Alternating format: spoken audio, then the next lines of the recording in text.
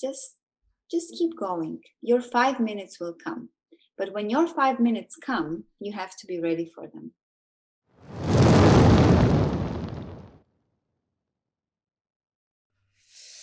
Well, hello, everybody. So, another Wednesday, another talk show with a guest. This time is with me, Jagoda Batagelj, worldwide known Latin American dancer. Talk slowly, JP. Yeah. So, Jagoda, really thank you to join us. It's a I'm pleasure. really excited for this evening. I was also Latin American and ballroom dancer I know. back in the days, like 15 years ago. But yeah, anyway, it lasted for 10 years, so it's still been a big part of my life for define. I mean, it had big influence on who I am today as well. So it will be also for me look in the past and remember all those days and the competitions and what it needs to be a great dancer, and then you will tell us from your perspective. So it's gonna be awesome to see it from somebody who won nationals and Blackpool and European Championship and stuff like that. So yeah, but nevertheless, let's wait a couple of seconds that people join. It's really, I mean, I really like to stream. That's what I found out. It's like, like I used to like to dance, like really going to the practice and dance every day for 4 hours. Now I really like streaming, like 4 hours per day. It's like take it as a job and it's awesome. So, yeah. You stream 4 hours a day?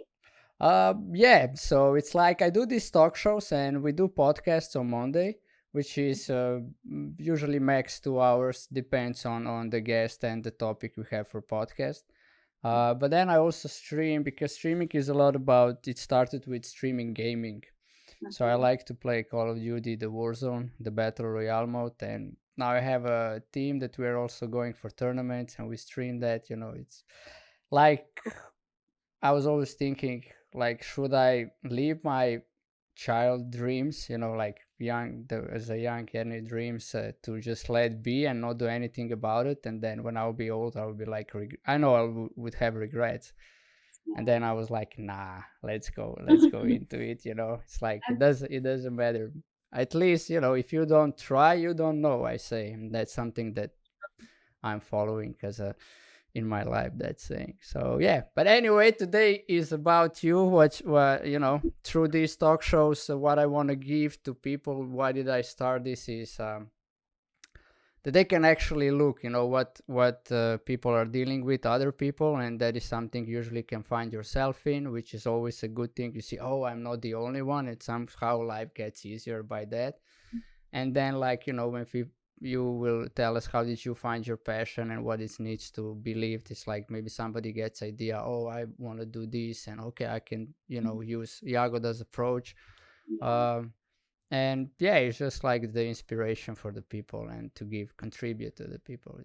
It's just the matter of that. So Nice. okay, let's get into it. So we always start with the question, who or how was Jagoda as a teenager? Like, what were you dealing with?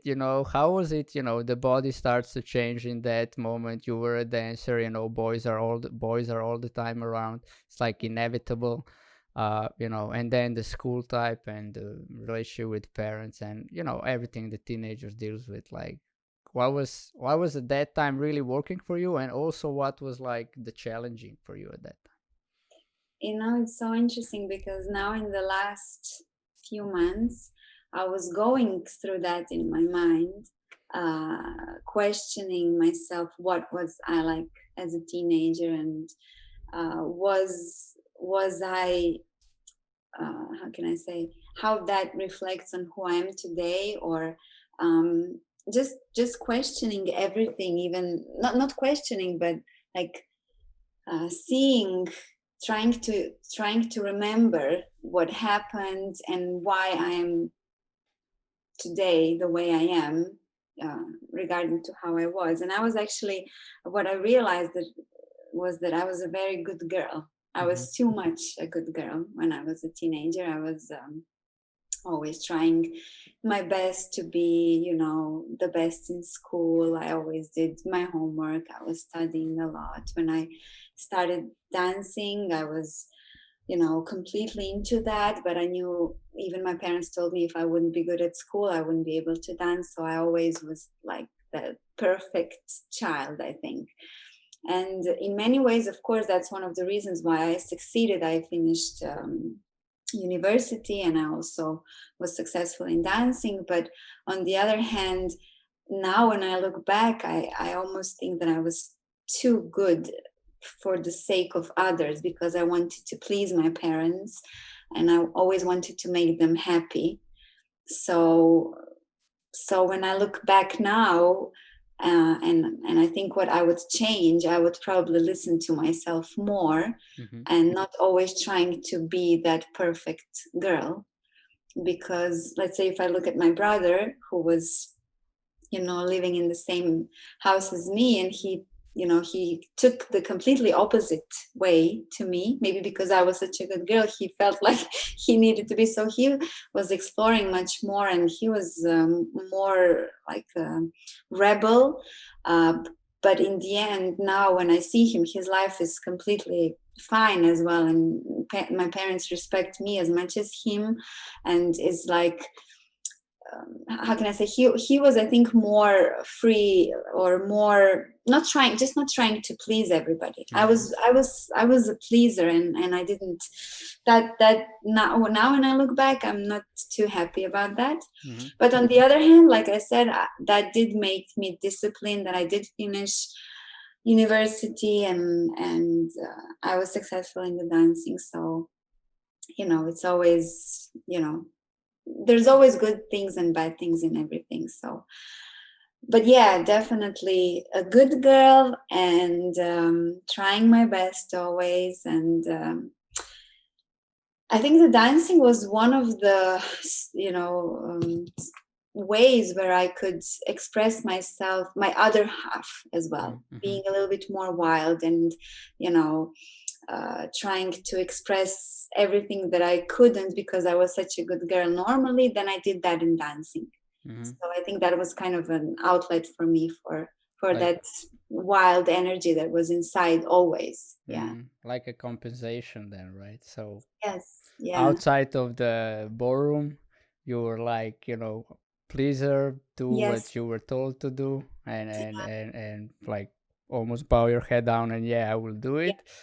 And inside the dancing, inside of those dances, which are different from samba, cha-cha, rumba, paso, which is totally wild, right, and jive, and then you have also quick step in ballroom dances. It's like, yeah, then you have to go wild if you want to be good in a way, right? Exactly. And I did that, and I immediately knew. I knew when, ever since I was a little girl, I loved to dance. Mm-hmm. And I remember, because we were living in Pula, actually.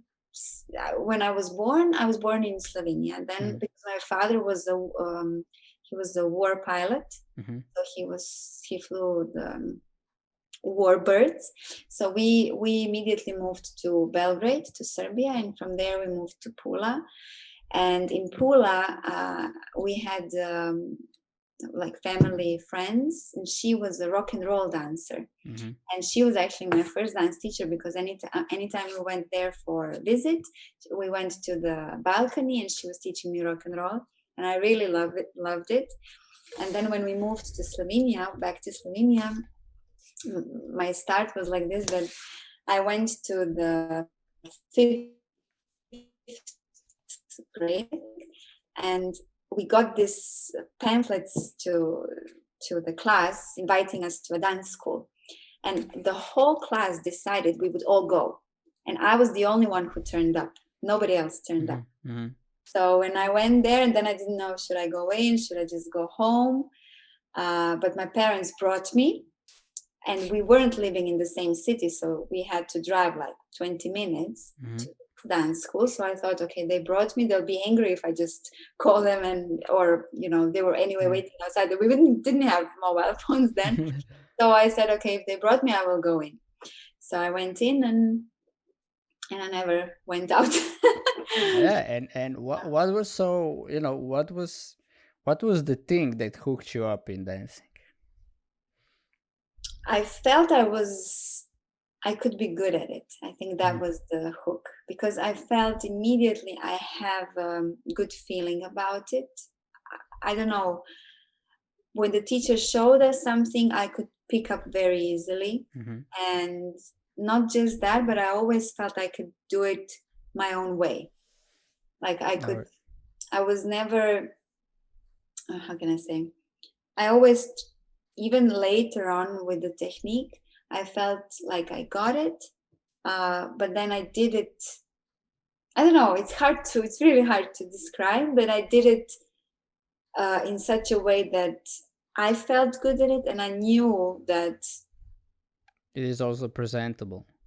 yeah, and I Yeah. knew that it was good. I Yeah. felt like, yeah, this is it. This is what I'm here for. To Yeah, dance. it's exactly what I would say dancing in a way is. Like you can get the steps, right? But then everybody Anybody do can them get differently. Even the technique, the basic one, it's still like it's a different. If even you or Yuri did it's the same step, course. it is It's different, different right? because it's a different body, and everybody body is the same, Hmm. even though the technique is the same for everybody, but anybody can do it differently. So I don't know, I just felt, and I think I had this passion inside of me, Hmm. that, or this outlet that I wanted people to get that feeling out of. I don't know, I just always felt the dancing was the way to express myself, I guess. Yeah. All The, the things that I couldn't do in normal life, I could do in the dancing. yeah, exactly, Yeah. exactly. It's like what you said so far. It's kind of it's like really makes sense. It's logical, right? So Yeah. she was a pleaser, good girl. Yes. Here, she was also really good, but you could express yourself, which basically dancing is. And it's so funny because ever since we stopped competing, Mhm. and I mean, I still have that outlet, but it's not on a daily basis anymore, and it's much. Yeah. We still dance, but not nearly as much as we did before. Suddenly, I felt the need uh, to stop pleasing. And not the need, but I felt like, oh my God, I because I don't have dancing to have this Mhm. outlet. So now I also, I think I changed a little bit my personality in a way that I don't want to always say yes and be always this Good girl. good girl. Yeah, Yeah. I'm still Okay. a good girl. It's hard to take that out of me. I mean, a good girl I am, but I'm learning now to say no. I'll say it Uh, like this. And oh, even though in the moment when I do it, I don't feel good, but I know that later on it will be good for me. So mm. this is new. Yeah, amazing. And let's look here, right, in this time frame that you just said, from the leader girl until now, when you say we stopped competing and the different career. So, so how did you combine school and dancing?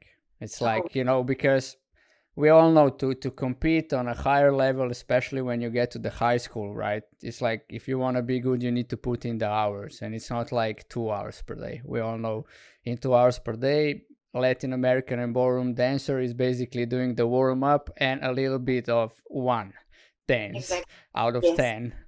Yeah. So yeah, how and being at the top level, because I was close to that, but I wasn't really top. I was semifinals, never finals. So for finals, you need to take extra and be Yeah. talented. And there is depends on which city you trained and who the coaches are. We all know that stories. But anyway, so how it was for you, right? So we know a lot of training, and then weekends. Almost every weekend there Yeah. is a tournament.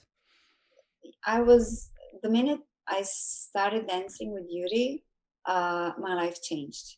I was. I think I went to the second grade of high school, Mm-hmm. and or was it third? I think it was third year of high school, and I had to every day I finished the school. I sat on the bus. I went to Ljubljana, which was 45 minutes away. I went to practice, and I came back home late at night with the bus. But And let's stop there, right? So you were from which part of Slovenia originally? Kran, And that's Juri? Ajdovščina. But when he started dancing with me, Mm-hmm. he already went to university in Mm-hmm. Ljubljana. So Mm-hmm. he was living. Actually, he was living in Ljubljana, but not really in Ljubljana. A little bit outside as well, Mm-hmm. because it was cheaper. Yeah. And he took a job immediately in the first year of university to pay for his practices. So he also had.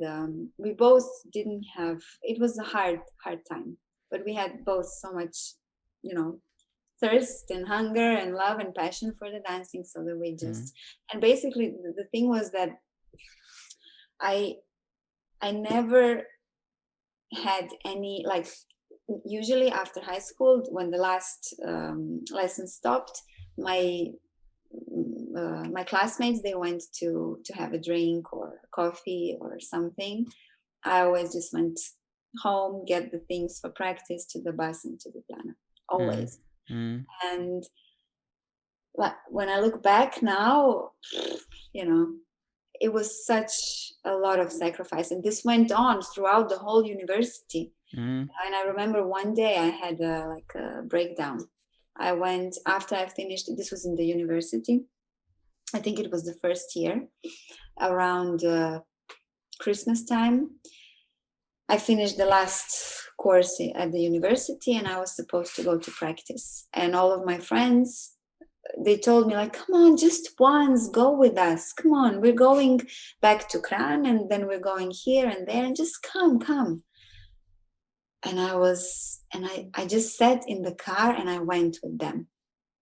And I don't remember if I had a mobile phone. I think, yeah, I already had it. And Yuri called me, where are you? I'm in the dance school, where are you? And I said, I can't anymore. And I had that was like, then I went home to my parents and we had a big talk, and I said that I got that, and we will touch that moment because it's a great thing what you're sharing. I just wanna, if you take a step back and tell us, like, how many hours per day was that? Because you said, okay, after the school, I went to Ljubljana, came home back late. So there is a question: when did you study? When did you do your homework? I studied at night, and I studied on the bus. That was my time when I could study. And but in between, because we had practice, like we had, like, let's say, private lesson, then we had our own private practice, then I waited for the group class, and usually after the group class I even joined. We went like to an late at night, maybe from 8 to 9 or to 10, we had like Pilates classes or floor bar or different, because we always, or even we did some jazz ballet or some contemporary. We always like had a lot, like a full day planned just for dancing, especially later when I went to university. I remember we started, because we had different. Yuri went to the Faculty of Sports, I went to Faculty of Arts, so we had different schedules. So we had a period when we could only practice in the morning. We met at 7 o'clock in the ballroom. We practiced for 2 hours until 9. Then we went to university. Then we, I think, around 5 o'clock met again, and we were until 9, 10 in the ballroom. Because in between the schedules were so that we couldn't. I got it. That went on for a long time. Yeah, and that is also, why I also invited you, because I know you have this great passion for a dancer, but it's also like, I would say you're an example, what it's needed to be done to succeed in this business, because we can touch, right? Dancing is not cheap, right? It's far from cheap, right? So you just tell us a little bit. So I won't talk. It's like, because you're the guest. So just tell us a little bit. Maybe put it like this: what was an average input per season? Oh my God. Or per year, right? I mean, no, just I want the. The thing is, what I was lucky in is that when I started dancing with Jurij, he was already successful. So like he was a known name. So, and he was a good dancer, of course. So we, I think when we were dancing maybe 2 years, our parents were still helping us. After 2 years, we were able to pay for ourselves because we had good results. We got prize money at the competitions. We got sponsors. We got shows, and so we paid for ourselves. But that's like, so we, in a way, I was lucky. But for those 2 years, the parents had to, put in quite a lot. I can't, because in those days it was still different currency. We didn't have euros. Dollars. I don't even know, but it's not cheap. It's not a cheap sport. Yeah, I calculated, right? So I stopped dancing at 18 when I should go to the seniors, right? And I would need to find a new dancer, and then I calculated, okay, I'm going to the university. If I want to do good, I need to train 6 hours per day, at least, like minimum would be like you said, right? If you want to be good at seniors, because and especially if you're dancing both Latin and ballroom. So, and then I calculated how much my parents spent at that time, when I wasn't even that, I didn't went so internationally like you guys did, who were the national champions and stuff like that. It's like it was at that time was like $500,000. So that's, I don't know how many, divide that by 240, you get how many euros, but put in the inflation, it's like a lot of money, right? So just shoes cost, I don't know, and you need 2 pairs, and then one for training, one for the competition. It's like 2 pair of shoes per Latin, 2 pair of shoes per ballroom, and then you need sneakers to train physically, and you need the dresses for competition and for practice, which is not the usual dresses. Travel to competitions, and yeah, I I mean, remember I was just telling this to a friend the other day. We were having the same conversation about how poor actually me and Yuri were in the beginning when we started. I remember we went to England for lessons and for competitions, and we had counted the money to the last pound. We didn't have, of course, we were staying in these awful hotels that weren't even hotels. We didn't have a refrigerator in the room, but we just kept all the yogurts and everything outside on the window shelf. shelf, and we only ate that. We couldn't afford. I remember I used to walk past the restaurants, and I used to watch the dancers inside who were finalists, and I thought, oh, wow, how must it feel that you can actually go into a restaurant and eat like a normal dinner, and then because you're gonna be in the final, and you're gonna earn some money and you can afford it. I was like, wow, that must be so cool.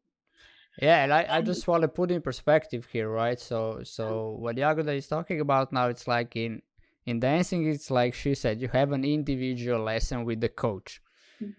So there is so just for dancing, you need to pay a fee to dance in some dance school monthly. Then you have individual lessons, and you need individual lesson for all 10 dances, which, and per month you don't usually do all of them, but it's like at least one per week. So that costs extra. And then everything, right? So, and then you go internationally, you have these international coaches who are also judges, and it's a little bit political in a way. Sometimes you need to train at a certain guy to it. But it costs even 3-4 times as an individual lesson in Slovenia, right? So to put it in that perspective, that's why she's saying, they came to London and they did that because you were training. You like use the opportunity, to train with the best coaches and yeah.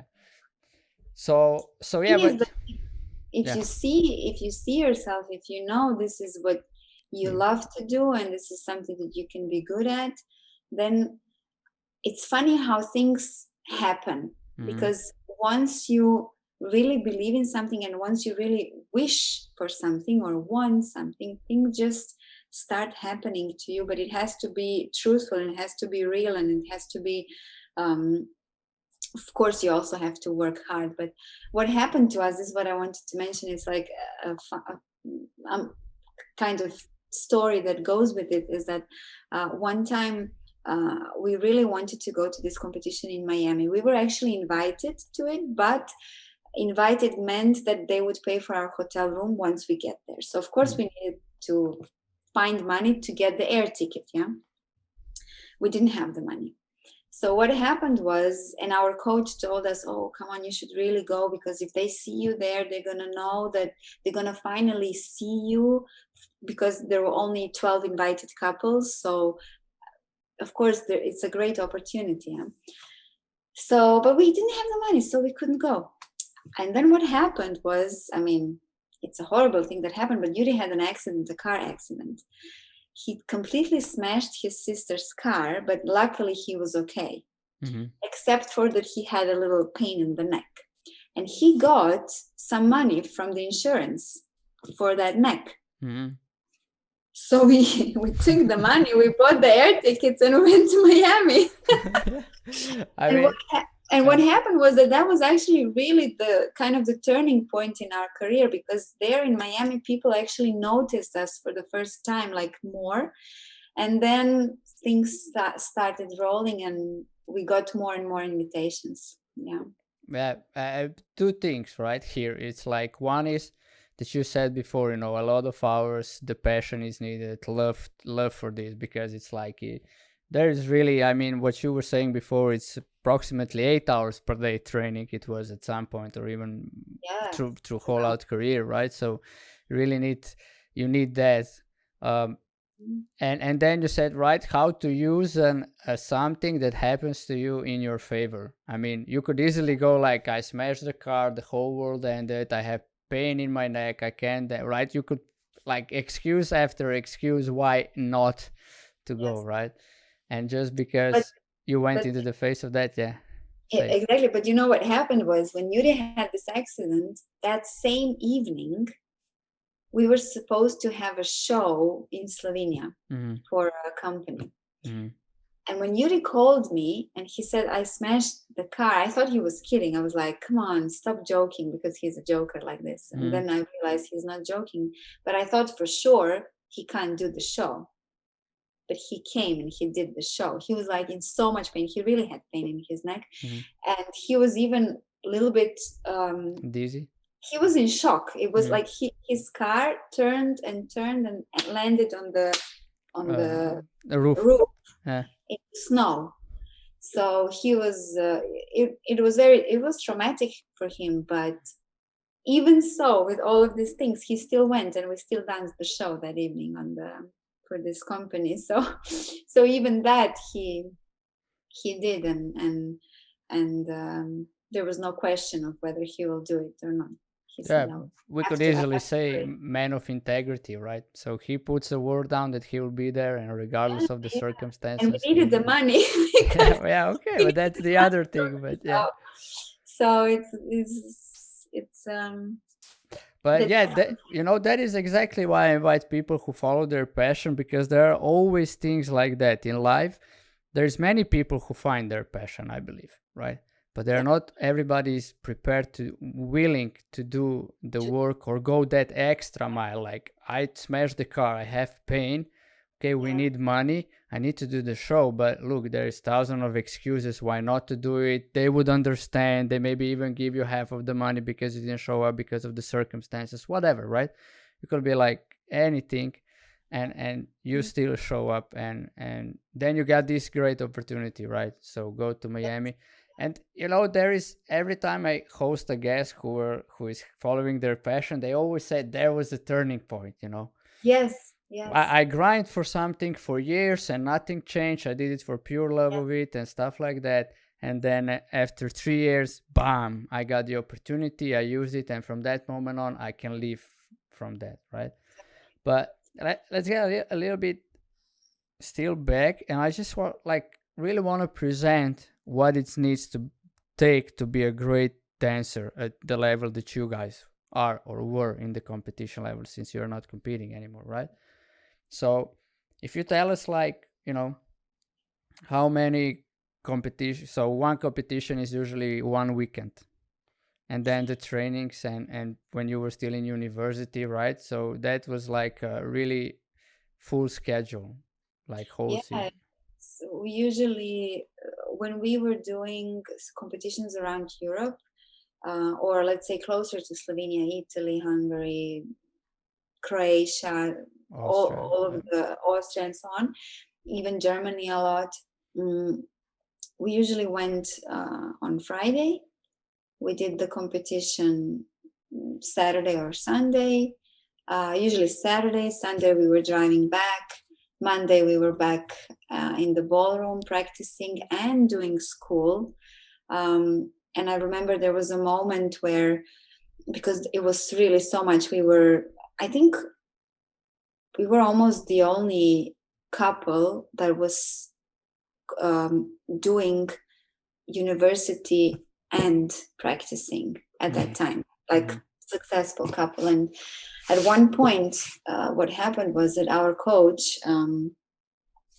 wrote a letter to our parents saying that we can't do this anymore, that we should stop going to university, and that he doesn't want them to tell us this, but he wants them to support in us in our dancing career, and to let us stop the university. mhm, But we didn't want that.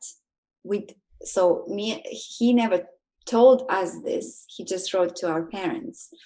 Then our parents, of course, showed us this letter, and we both together with the parents decided that we are strong enough to do both, because if we knew that we have a plan B, mhm, we would be much more relaxed on the dance mhm, floor.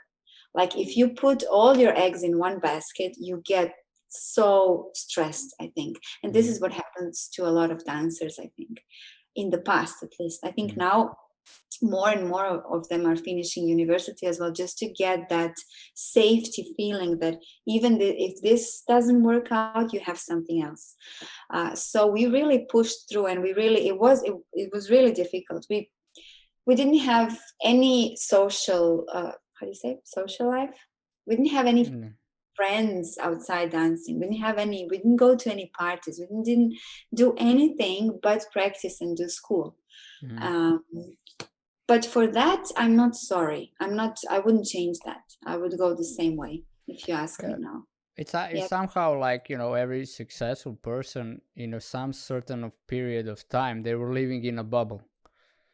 Like Yeah. this was a bubble for you guys, right? So it was school, university, and school practice, school practice, school practice, school practice competition, school practice, school practice, school practice competitions. Right, right. Yeah.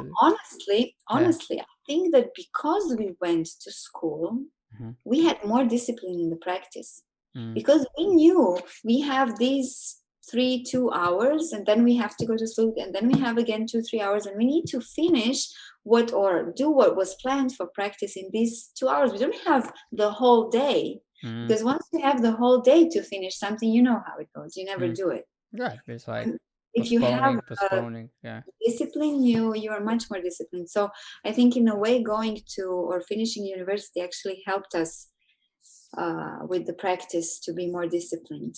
Definitely. But yeah, definitely. When there is time pressure, you need to schedule. And if you want to be good, you have to follow that schedule or structure that you set for yourself. And then you just do it. And regardless of how you feel, because there was, I want to also ask, how many times there was a feeling, oh, I don't want to do it today. Oof. I really don't like it.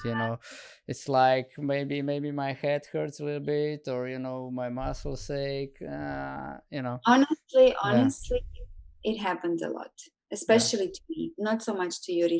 He was much more disciplined than me. Mm-hmm. I have to. I always say if I didn't have him as a partner, maybe I would succeed, but on a different way. I can't say that I wouldn't, or Mm-hmm. because I do have a lot of love and passion for it. But he was always a disciplined one. He was always his most famous sentence was again, again, again. We did it a million times. I think we practiced more than, Yeah. I don't know, anybody, because we were just, he was so determined, and like really, really pushing us hard. So And what was the drive? I mean, what was the drive? To win certain competition, or to be the best on the no, floor, or to enjoy the most on the floor, or our drive, this we had in common, was we loved doing shows. We mm-hmm, always loved doing shows much more than competitions. But we knew that if we would be successful on a competition, we would get shows. mm-hmm, So that was our drive. We always wanted to perform in Japan and Korea and America, and to join all these I mean, because they have shows, like you have 12 or just explain them, yeah, because like that yeah, we because we get a peek into that world. yeah, usually what happens is that, let's say in Japan, there are many dance schools that at the end have like a production of their dance school, and they Mm, invite always one couple that is famous in the world of Latin American and ballroom dancing, and usually those are only finalists, right? mm-hmm, They invite only finalists. So that's the and once you and let's say in Japan, they are so, I mean, to perform there is like you actually feel like a rock star. I mean, mm-hmm, they adore you. They and it's so, they give you so much respect and so much love that they fill you up completely. So, and they really know about ballroom dancing. They're really such big fans, and I can't explain it. I mean, it's like that was always our dream. And we always wanted to perform at the superstars. That's like mm-hmm. the biggest show in Japan, where they invite all the best couples. So that was our drive and our motivation, um, why we spend so much time in the ballroom hall and practice. And of course, winning competitions is also great. Mm-hmm. I mean, that's also an amazing feeling. But the ultimate goal was always to have those performances, because we loved doing shows. That Mm-hmm. was our Do you love. even know how many competitions you won in the No, whole? No. I have no idea. Uh, Actually, I was just doing my resume for for the dance academy here in Slovenia, so I might have the number, but I don't remember now. A lot, mm, a mm. lot, Yeah, yeah. a lot, and I don't know. In the end, when this was kind of the the most satisfying thing is that when in 2015 we retired, and Mm-hmm, we retired in Blackpool. mm-hmm, We were dancing in professionals, and we made the final in all the 5 dances, because there you go by the dances. And we said to ourselves, if we make the final in all 5 dances, we will say goodbye. mm-hmm, And we did it, and we wrote a letter, like a goodbye letter. And the MC in Blackpool, that's like the biggest hall. Blackpool is, for those who don't know, is like the Wimbledon of dancing. It's like the mecca of the dance world, and it's a beautiful ballroom hall, winter gardens, that holds, I don't know, so many people. I don't know how much people was inside, but when they read our letter and all the people stood up and gave us like a standing ovation, and we took that bow, and you feel like, you know, somehow all the years of these sacrifices and struggles and practices, and yeah, it was hard, but it all paid off. I mm. mean, it's an amazing feeling, really. So that's like, yeah, that was nice. Yeah, you really brought it because I got the goosebumps when you were saying this. Because I never went there, but I saw the pictures and videos from there, and I know it's like because I was in that world. Um, so yeah, but let's talk about maybe two things pop to my mind. So who is your like idols in dancing? And for the Me, people who don't know the dancing world, maybe now it's the time to open the Google and you can write yeah, down the names, so you will yeah, know. It's a specific, right? It's not like football or basketball, which most of the people know who Luka Doncic is, right? But not most of the people know maybe who Yuri or Jagoda was. Maybe they know yeah, Andre and Katerina because they were, all around and the first ones who were on that level from Slovenia. But yeah, who were your role models? yeah. So before our generation, there was a generation of dancers who were our role models and who we looked at their videos and their performances like a million times. And in the end, a lot of them were also our teachers. We got to them. It was not easy to get to them because you have to reach a certain level, but we did. And in the end, now we are friends. Now they're our friends already. So, but let's say when we started working with Alan Tornsberg, he was our idol, and later our teacher, and now our friend, and he's a wonderful person, and we feel very grateful to be able to learn from him. And I think actually we learned the most from him. He is So Alan Tornsberg, you said. Alan Tornsberg. Yeah. But we had like that whole like Donnie Burns, that whole generation, Vibeke Tov, that was Alan Tornsberg's partner, and Jukka Haapalainen, Sirpa Surtari. Those were our like. No Italians. Sorry. No Italians in there. Um. No, I'm just wondering because I know, I was dancing the last year in Maribor, and I know the best from Maribor usually took and went to for 1 week training. I don't remember the name because, Okay. Yeah, but in Italy. Definitely, there were. I can't. For the moment, we didn't have actually a teacher from Italy. Or maybe I'm doing injustice to somebody now because later on they all moved to London, so you don't really. I mean, but no, I think actually we didn't have an Italian teacher. We worked with Richard Porter a lot. He was also our one of the main people that influenced us in the end. But I remembered him now because we worked in Italy with him, but he's an Englishman, but now he lives in LA. So those were our role models, but we had other teachers as well that gave us a lot, not so much as role models, but just as teachers, as people who knew, like Carol McCrail and Lorna Lee, Michael Stylianos, Fletchers. They were all like very, very important for our career. But in dancing is like some people might think, oh, why so many teachers? Why can't you have one? Yeah, I wanted to touch that part as well. So maybe before you say this, just tell us a little bit, right? So it's like 10 dances. Just give us that perspective, like 10 dances, techniques, music. What do you do in the individual session? Why they're important and stuff like that. Okay, so of course there are 10 dances in ballroom dancing, but so you have standard or ballroom part and the Latin part. Now me and Jurij, we only danced Latin. We specialized very early. Actually, I don't even know why we decided that, but we started with Latin. We wanted to do ballroom as well, but we never got to ballroom. Okay. So we started with Latin. We never got to ballroom because we were so immersed into Latin, so we didn't, because ultimately, if you really want to be like I think this is in any sports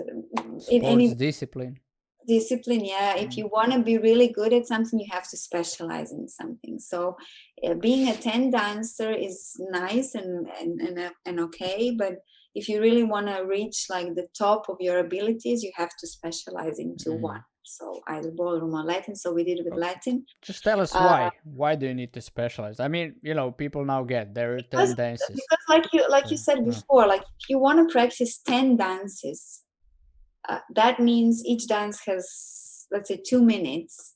So it's like it takes a lot of energy, because these are details that we could practice one step for 10 days. It's not like you just go over and dance through the 10 dances. You can do that, but if you really want to get into it, if you really want to become that rumba, you have to spend so much time on it. So that's why.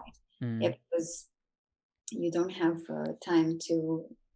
Yeah, well, I want to put this perspective out, right? So there is like you said, 2 minutes dances, and then people might go, okay, 10 dances, 2 minutes, that's 20 minutes. That's not hard, you know. It's like, what is that, right? Footballer is playing 90 minutes game. I mean, bro, that's like, you know. But Okay. then maybe take us a little more, and then we will also touch competitions. You know how the competitions go. It's not like, and I don't, no disrespect to the footballers or anything. It's not a No, comparison. It's it's just just different. to get maybe to the viewers and everybody get to touch Yeah. into the what is needed to become a good dancer. So, So that is so what the we, yeah. thing is that even the technique, let's say, of Mm. a Rumba walk, which is one of the basic steps in Rumba, it takes like you need to. So you learn the technique, and then you work. You can't just learn it in 1 hour. Mm. It takes time. You have to do so many repetitions of it so that it becomes yours, and this is just one step.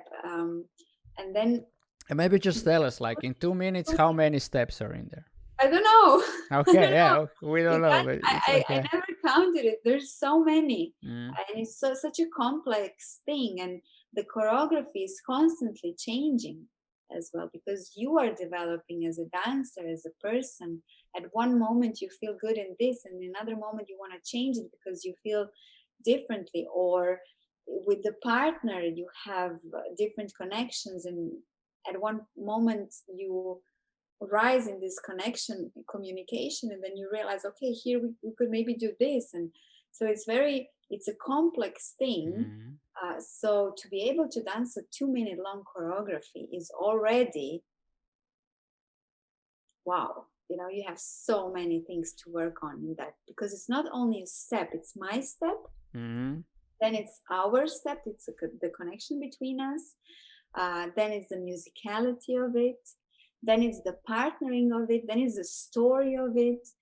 I mean, The then there's the expression of light it, right? shape, Yeah. and oh my god. And before, when I was telling why you need so many teachers, because anybody everybody can give you something, Mm. and we went for inspiration. We went, so let's say you have a Rumba walk that you do this way, you would do completely another way, but then when I would see you, I would say, oh, maybe that I could use and improve my Rumba walk, not to make it the same as yours, but just to improve mine. Mm. So you get inspired from all these different people to actually build yourself up into, something unique. Yeah. Mm. Um, so that's why it's so complex, and it takes, and still now my Rumba walk is nowhere near perfect. The perfect Mm. doesn't even exist. Exactly, yeah. So I could That's still another go. superstition in Yeah, dancing. It's like you can do one step for 100 years and you will not master it. yeah, exactly, But exactly. You will not, because even if you're the best, like you guys who won Blackpool, yeah, no, still not the best. It's still no, not the masters. Yeah. no, I could still do Rumba walk every day and learn something new about it. Mm. So in that respect, then doing 10 dances is, you can't do it really. I mean, you can do it to a certain level. Mm. Yes, you can do it to a very high level, Yeah, but there is world championship in 10 dances, in right? 10 dance there is, yeah, but But when you put yourself in the competition with yes, specialized let's people of ballroom or special people of exactly. Latin, You couldn't make it to you the can get top close to round, them. Yeah. yeah, because there's just not enough attention to Mm. the details there. So yeah, I it's mean, there is a couple of comments. So Jake P, who is my brother, who also dance, he said that now, like when I said before, how many our parents spends for the season now would be between 3 to 4K euros for our level, right? You guys were on different level because you went more international competitions. It takes so much more, and when you're junior, before you get sponsors, now it's a little bit maybe, after I finished, there was a lot of sponsors also for the young. You could get them, but anyway, that's a lot of money yearly, and then you take two guys like me and my brother, and that's 8K per season that parents had to pay for us to be at a certain and level, that's right? just for practicing in Slovenia, no? That's That's not. more or less for covering the everything in Slovenia. I did went out a little bit. My brother went out a little bit more, but it's still like, it's, But I yeah. don't wanna because in a way I feel that yes, it is an expensive sport, and nowadays I think a lot of people are not going into it because of the expenses. They Mhm. don't see that me and Yuri came from nothing. I mean, we had the support from our parents, which we're thankful for, but like I said, that was only 2 years. Mhm. After that, we could pay for ourselves. Mhm. Now, I'm not saying that we weren't. Of course, maybe we got lucky with the accident. Yeah. Maybe we got. You have to have some things going for you as well, but it's not impossible. Yeah, If you I have mean, a love for it, if you have passion for it, even if you have no money, there's a way to do it. mm, So that's because I don't like when people are saying in advance, oh, it's an expensive sport, I won't do it, because it is possible to reach. To be honest with you, in Slovenia, everybody who reached the top ranks, and there are a lot of mm, dancers like us who did that, they were all came from nothing. yeah, So it's possible, but you really have to work hard, and you have to have the love for it, the passion for it, then everything exactly. is possible. Yeah, I mean, I wanted to put it in perspective, not that inexpensive, like don't do it, it's too expensive, or it's only for privileged people or something like that, because none of us more or less were.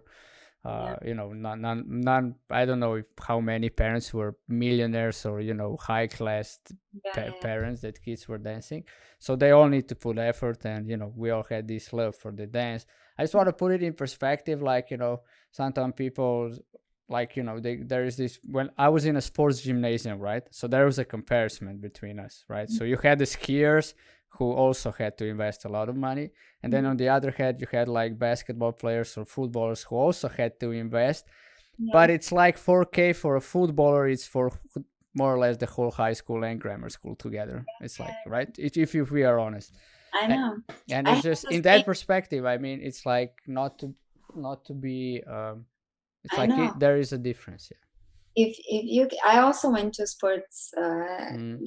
gymnasium, and I was shocked when I heard that the swimmers that went with me to the same class, they were getting paid to practice. Exactly. They were getting paid in high school to practice. I mean, to swim. Yeah, or they have I was like, like, I have to pay to get to the dance school, and they were, you know. So it was like, wow. It is, in that respect, it is different. But to be honest, like if you see a long term thing, mm, how many footballers in the end, or basketball players or swimmers, can be coaches, and live from it. right? Not all of them, because then it's impossible, but in our discipline, you can, because it's not such a big world. Yeah. Yeah, And exactly. if you reach the top ranks, and then you can really live off of them. Yeah. Mm. Yeah, and I won't put that in perspective. It's like, it's, I would say, like Jake B commented, people don't give enough credit to dancers. In maybe in that regard, right? So it takes a lot, but when you get to the master level, like, but maybe not even that master. If I see Tomasz, right? Tomasz, who is also my good friend, and he will be in the show at the end of December, the last show this year. It's going to be with him because we're really good friends. He was Yeah, never at the top level, and he is living of it because he's good at exactly, it, right? so exactly. so I think that, Yeah, so Jake P commented, listening to Jagoda brings back so many memories from growing up and do it as well. And yeah. then Karina said, new world for me. And then Karina said, they make it look easy. I suppose that means they're very good. Yeah, when some things look easy, you're good. It's That's always, the yeah, point. yeah. If it looks difficult, it's not. Yeah, I mean, it's Ev- also like, if we just put a different perspective on it, like you watch Michael Jordan play and it looks easy what he was doing, but the work behind. So, yeah, and Jake B commented, it looks easy when you look at it, but to go there is so freaking hard. Just, and I want to touch that, right? So to put it, like you said, different techniques. But Yeah, you have like, okay, you have a technique, right? But then it's a body isolation, then it's a body strain, right? Maybe tell us, what different what is needed from body on a body level to yeah, succeed as a dancer, right? Because it's not just like you say coordination and musicality, right? But there is like, everything else. You were even in the top level, so tell yeah. us. I mean, the most important thing is, first of all, this is what happens to most of the dancers, that at the beginnings their body is not ready to take the steps that they're being taught, Mm-hmm. in a sense of that the body position is not in the right position. So basically everything you learn it wrong, or on the wrong grounds, and then you spend the first few years of your career just correcting Nine that here. first first uh, mistake that uh, happened. Yeah. So so for us now, basically getting, like, teaching couples around the world, if we get a beginner, it's always the best thing. mm, Because you get to teach him from the start, and then he really gets a good base, and then everything can grow. But to to unteach somebody the mistakes they have and teach them, and that's harder, because our mm, body, remembers everything, and then it's difficult to make the body forget something. But yeah, so basically the position of the body, using the right muscles to stand up, only that is in itself, it's a whole philosophy around it.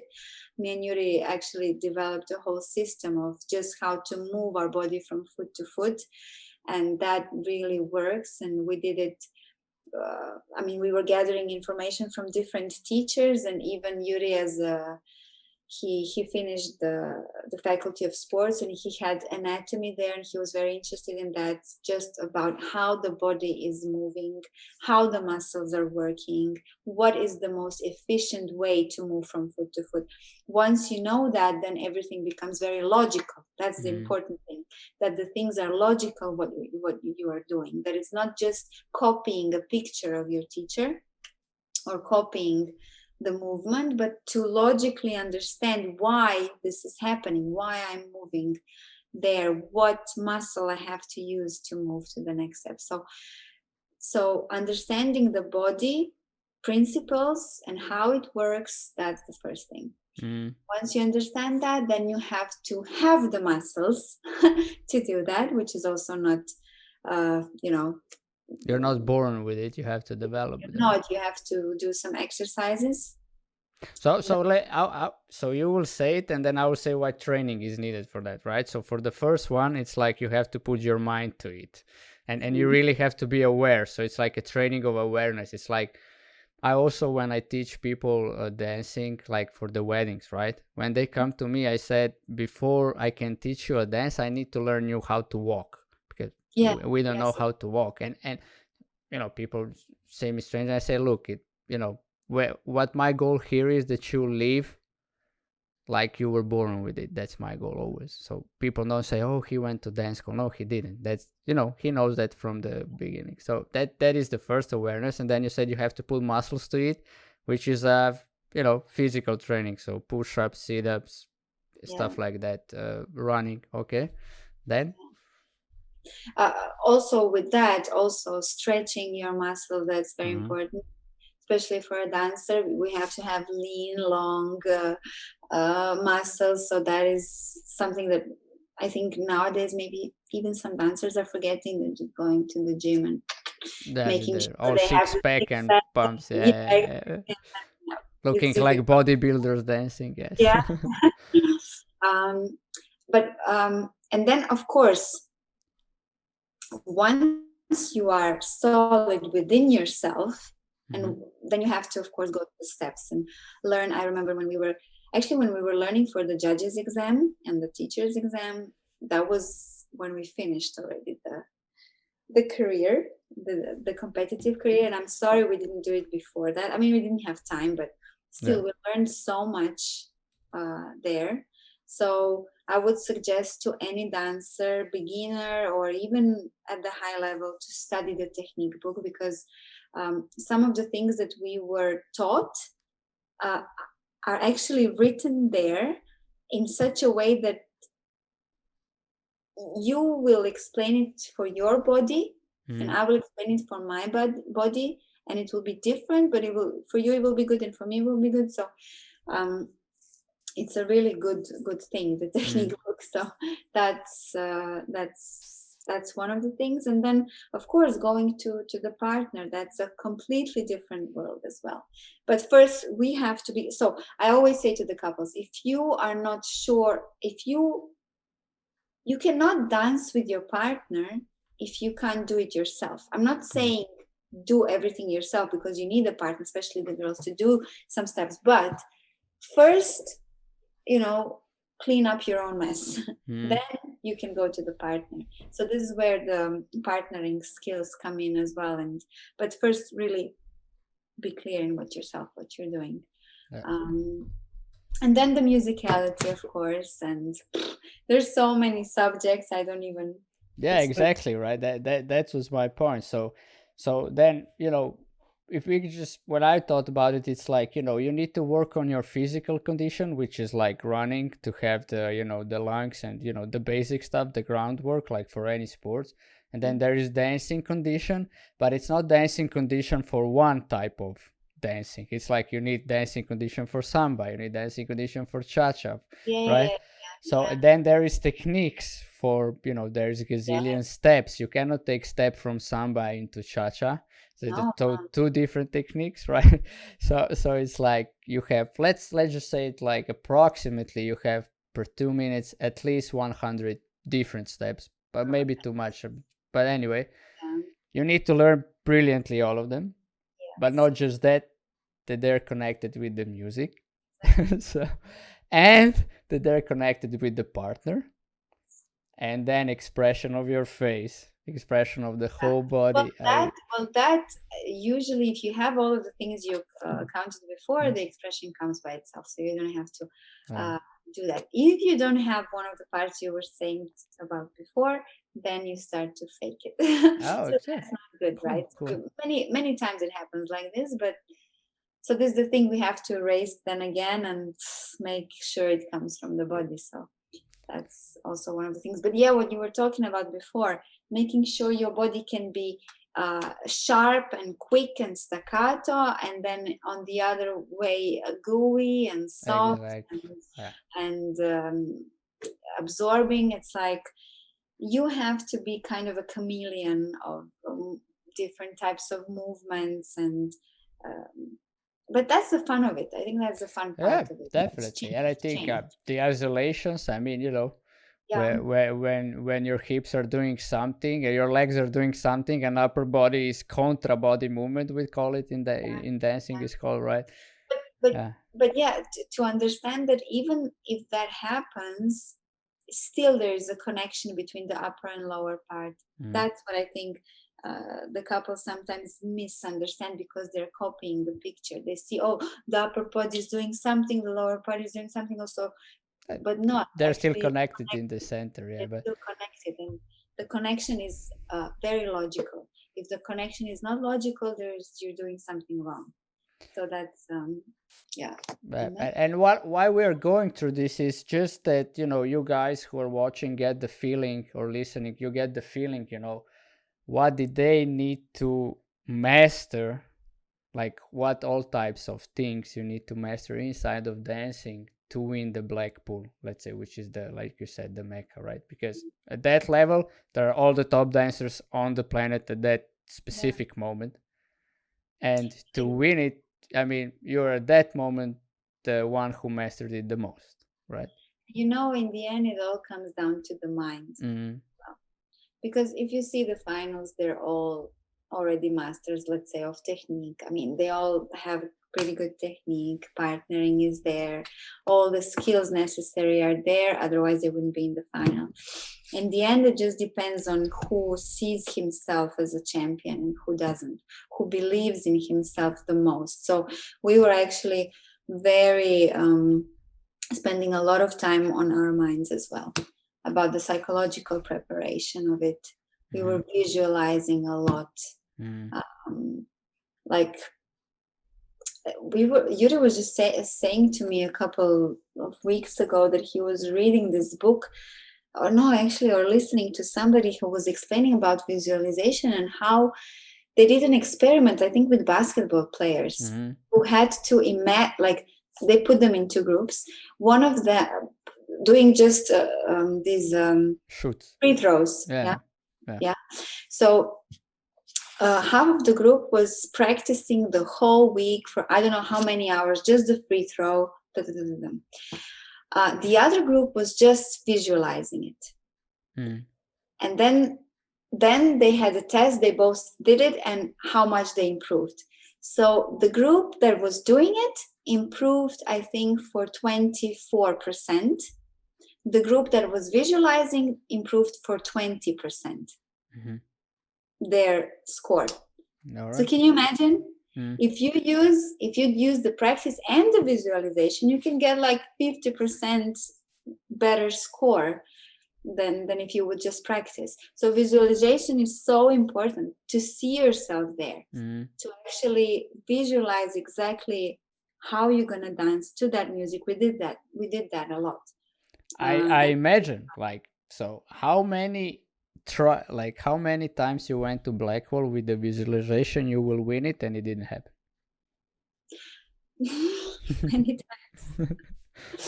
Before you were saying something about having that turning point in the beginning, and I wanted to say this, and I will say it now because you just mentioned it. We went to Blackpool for 4 years. We were in 48. That means we were in the best 48 couples in the world.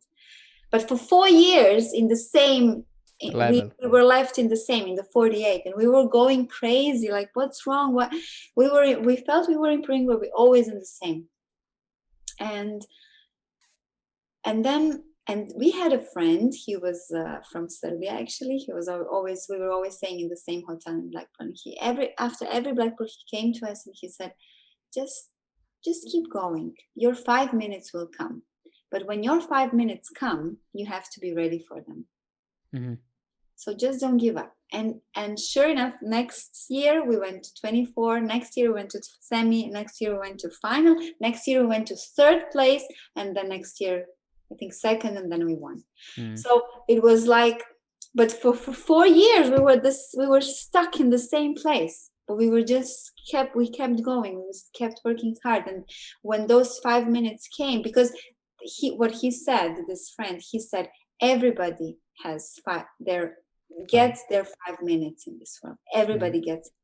It only depends. The difference is some of them are ready for it, some of them are not ready. That's the difference. Yeah, and I would say in that moment, really the love and passion for this, what you're doing in your example, dancing kicks in, right? Because if you are for 4 years stuck at the same place, I mean, you have every excuse on this planet, every reason on this planet to say, okay, this is it, this is my high peak, I'm done, it's not worth it, right? True. And those who make that decision, they actually don't. Yeah, they are then in the bars and say, I was top 48 and I could do better, but I didn't, or whatever. And then all the excuses. You get those excuses. It was all political. We didn't do that. We didn't. Yeah, we should go train with that coach. He was the judge. We would get better. Yeah, there is a lot of that in the dance world, which is, I think, on the other hand, I don't know how much of it is true because I never felt it. Right, I was never at that level. But I was talking to people who were at that level, and a lot of them were saying that you need to go train with that coach, so he sees you at the competition, you get a better rating, which for me was always like, I mean, bro, if that is true, that is just corrupt to its souls. I mean, it's just it's not yeah. I would say like this. It's always like this, that the best couple wins. But the best couples are in the final. It's not about, I would say, okay, you can understand it, that it's political, and then that's one of the excuses why you stop, or why you have an excuse for a bad result or something. But in the end of the day, people who go to, like I said before, if you go to many different teachers, even if they are judges in the end, it doesn't matter, because they get all the couples. They don't get, you can't say that you would, let's say, should be the winner but are out in the 48. It's not possible. That never happens. Right? You could say you could win, but you were third or fourth. That's okay. And maybe the one who won maybe had a better panel of adjudicators who were more who liked his dancing more. But in the end of the day, we all have the same, we all play the same game. So I wouldn't say, I mean, I think it is as political as any other sport or any other business, or you have to, you know, the name of the game, you play it, and then the best wins in the end always. Yeah, but it's true. It's true. So it's not like, if I would say I went to, let's say, 5 teachers who were on the panel, of course I was a better dancer because I got five of them teaching me, inspiring me, giving me things. Of course I gained more than somebody who didn't. Yeah, exactly. I think that's the side we never looked at it, right? Yeah. Do you get it? It was like, you were getting that at the top level because you were coached by the top coaches in Slovenia. So I wasn't from the beginning. It's like our coaches were like in Novo Mesto, it was Boris, who was, out of the competition at the beginning. And then Peter and Andraš came, which were competitors at the time, and they were students at the time. So of course they couldn't compete with other coaches like the Bohak from Maribor, the Freddy from Ljubljana, the names. So and then when we went to competition, it was like, you were in the same class, and then you see it's like we had that feeling as well. And then we went to train with the coaches in Ljubljana. We get better, and we saw it like, because we're training with them, we get scores because they know us. Before they didn't know us, we didn't get score. It's never came to us like, look, you go to train with them, you get a better dancer, that's why you get a better score. It was like always, of course, I don't know, the Kral wins because he's like coached by Freddy and everybody knows him, and he's the best. I mean, I was never at that level anyway, but you know what I mean? It's like, it's always can be that excuse that the judges were there. And I would say that is just not being realistic with the game. And you said it perfectly. You know the name of the game, and you want to get better, go train with different coaches. And the more coaches you have in dancing, the better you are. Yeah, I mean, you do get examples when couples had not so many coaches, and they were still successful. That's why I say the best couple always wins in the end, because it doesn't necessarily it doesn't always mean, because some people get inspired. I mean, but this is rare, because I think in anything in life, if you want to get inspired, let's say if you're a musician, you will go to different concerts and get inspired by different musicians, and then you improve your game. Something. It builds you up. It enriches you. And the same thing is in dancing. Yeah. Now there were some exemptions that I think just confirmed the rule, because we did have a world champion that I think had only a few coaches, but that like happens, once in a blue moon, I would say. And yeah, like I said before, it's not really about, if you want to see it political, you can see it. If you want to see it that it's not, then it's not. So it's like, I think it's like in everything in life. You see it in a good way or in a bad way. But basically, that is a good point we can give to people. Like, however your life goes, it's a matter of your perspective. Exactly. That's just simple it is. How you see it, that's how it goes. If you see it, like you said here. And tell me now, the competitor level, right?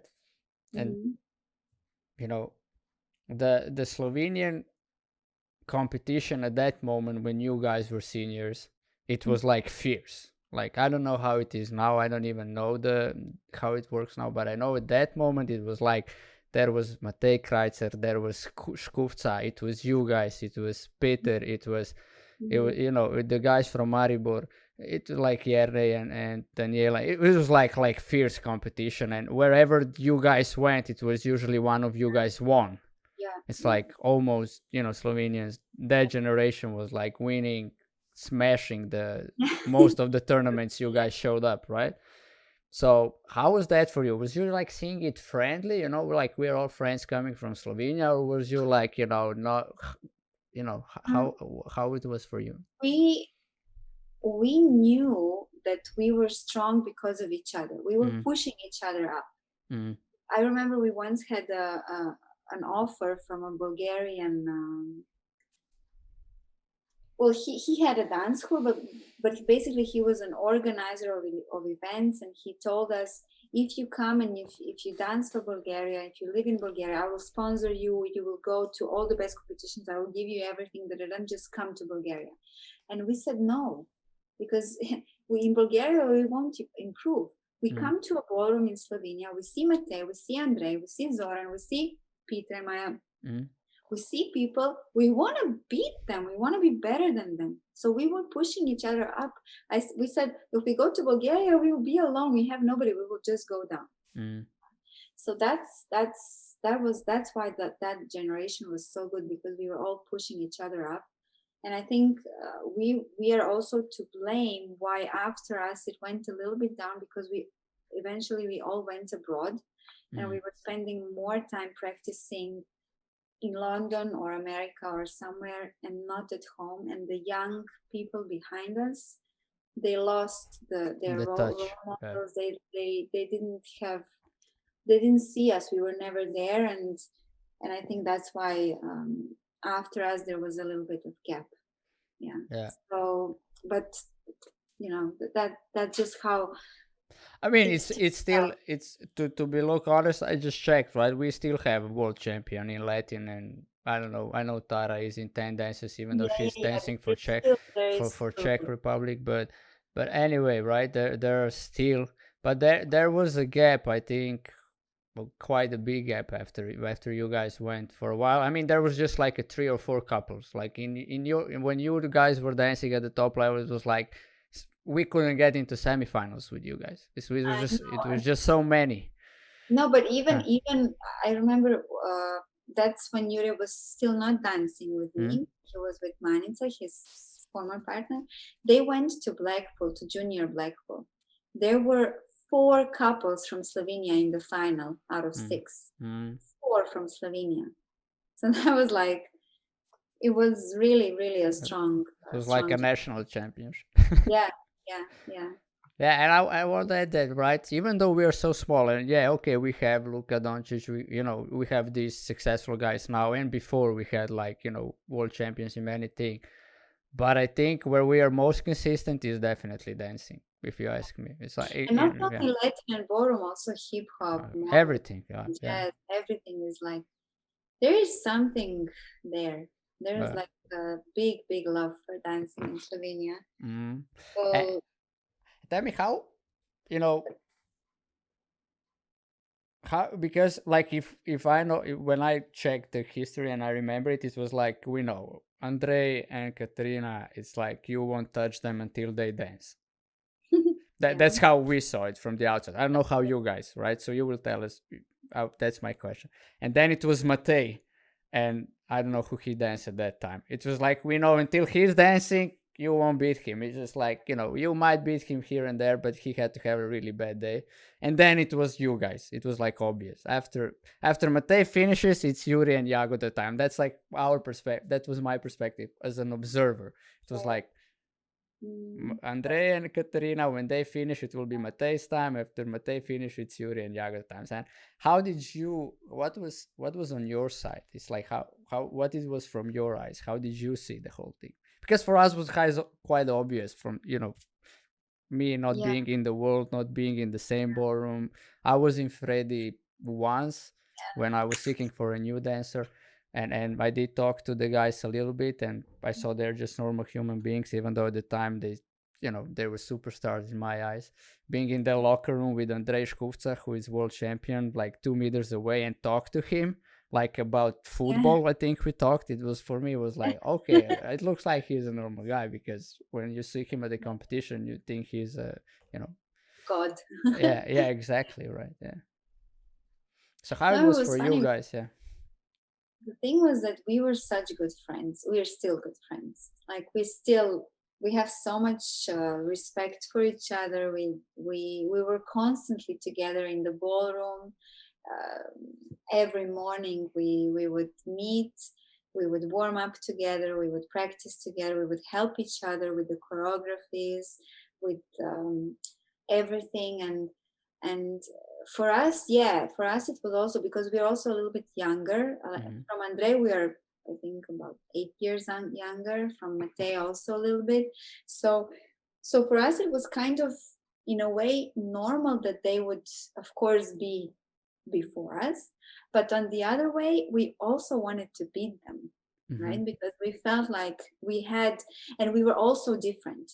Mm-hmm. That's the main thing. Like Andrej had his qualities, Matej his, and we are ours, and those qualities was completely different. We were completely different dancers. Mm-hmm.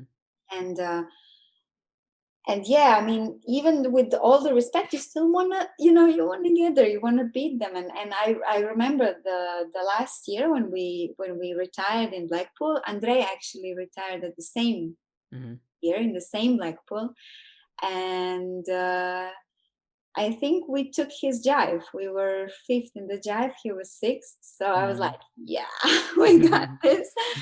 But it's not, but he will, even in our eyes, he will always be, the icebreaker. He was like the first, they were the Mm-hmm. first Slovenian couple who really made it. So in a way, maybe also without him, Slovenia wouldn't be on the map. And it's Definitely. all like, so it's, we have kind of that kind of friendship, but still, just like I said before, building each other up a little Mm-hmm. bit in a healthy way, not like Yeah. trying to, yeah. But we were always, yeah, it was nice. It was nice to, well, I'm very grateful to be in that period and practice with those guys. I would love to go back in time and do another practice like this with everybody. That would be cool. Yeah, I mean, and thank you for letting us into your world. That I got bigger, because if I am always watching, athletes or people who are successful, or like, to put how it would be in their shoes, how I would react in their shoes, and if I would be you guys, right, putting so much training and effort into it, and then you just see Andre comes and he beats you like it's nothing. And then you are there, he retires, and you're like, okay, now I have a chance. I really have a chance. And then Matej comes and beats you, and you're like, I would, and when you said we were friends and building each other up, and you being realistic about it because they were older and you knew they have more trainings, right? But when I put myself, I said, if I would be Jurij and Jagoda, I would quit competing. I wouldn't do it because it's not worth it. But then when you said our drive was the shows, for me, Yeah. now it makes sense, right? Now it's like, okay, we are patient, we know we need finals to do the show, so it's like it was a long-term plan. It's something that But we also knew, we also knew that eventually, even though in the end it happened that, I mean, Andrei and Katarina, they retired. I mean, they stopped dancing mm, much sooner than we. But then Andrei got another partner, Melinda, and he was with her, and so we actually retired on the same night. yeah, I know, Us, but right? from But us, we were from yeah, never. Yeah, I sorry. just want to say, from us, how I watched this, when Andrei stopped dancing with Katarina, for me it was like, I knew, okay, I saw that he has a new partner, but I knew that he never gets to that. For me, how I saw it, I'm just saying, from the, from the, how to say, in that, Yeah, because you yes, have that. yeah, it's like Andrea and Katerina was stopped, and whoever he picks now has to be better than Katerina. And there was not many dancers who were better than Katerina. They have different styles, but and I still love how Andrea and Melinda dance. But it Mhm. was just like Andrea and Katerina were like, it was like Yeah, the high peaks, and like you said, they still are in many people's eyes like the icebreakers, people who set the standard, right? yeah. So you beat Andre and Melinda at that time. I think you said the dance. One in one dance. Yeah, okay, in one dance, but like I think what would be if you would beat Andre and Katerina? That would be, I think, Yeah, yeah. that would that be, that was just my observation here to yeah, post yeah, I that. But understand. yeah, but it makes sense, and thank you for letting us into this world. I never knew, I could only observe it, and it's such a good to know because, like I said, there are so many good dancers, especially Latin ballroom world champions and also others. But in this world that I was for 10 years, it's like I thought you guys were much more fierce to each other, like looking each other like nah. No, with Yeah. Andre and Matei, never. Mm-hmm. We people thought that we were not friends with Zoran and Tanya because Mm-hmm. we were actually mostly competing with them always Mm-hmm. the last years. But the thing was that we were not from the same club. We were not.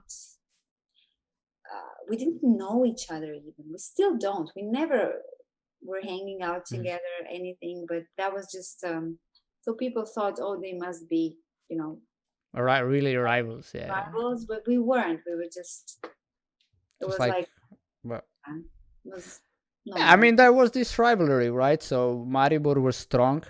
It's like it has also Zoran's younger sister Martina and Miljan and Jerne and oh man, Daniela. Daniela, exactly. Yeah. So I was in that world because the last year of me dancing, I was dancing in the Maribor.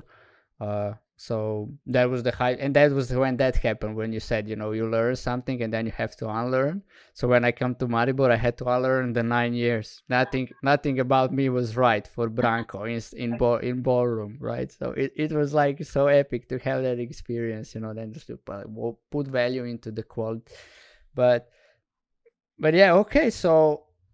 So that was it for the that's what I want to ask you for how it was for you guys, Katerina, Matej, and everybody else. And after you stopped competing, like, did you already, you said we were doing talk shows and build career for that as well, but what did you do then after you stopped competing? You had the goal set, you said you were going for judge, but anyway, Yeah, what then immediately. opened up?